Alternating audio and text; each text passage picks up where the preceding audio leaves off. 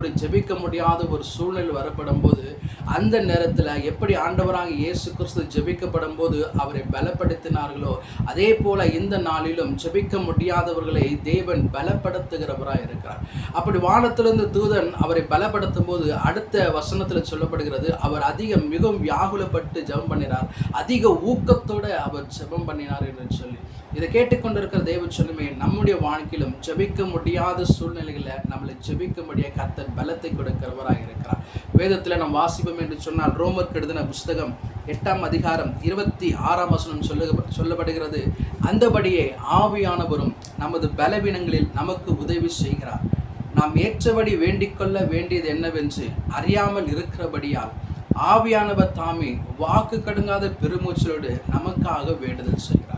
இங்கே வேதம் சொல்லுகிறது, ஆவியானவர் நம்மளுக்கு ஜெபிக்க முடியாத சூழ்நிலை நம்ம வாழ்க்கையில் வரப்படும் போது அவர் நமக்காக என்ன பண்ணுறான்னா, வாக்கு கடுங்காத பெருமூச்சலோடு வேண்டுதல் செய்கிறார்.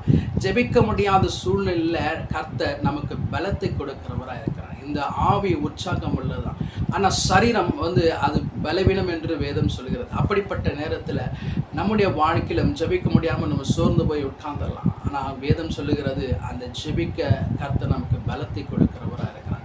அப்படி நம்ம ஜெபிக்க முடியாத நேரத்தில் ஆவியானவர் நமக்காக வாக்கடங்காத பெருமூச்சோடு வேண்டுதல் செய்கிறவராக இருக்கிறார். சங்கீதம் 68:28 நாம் வாசிப்போம் என்று சொன்னால், உன் தேவன் உனக்கு பலத்தை கட்டளையிட்டார் என்று வேதம்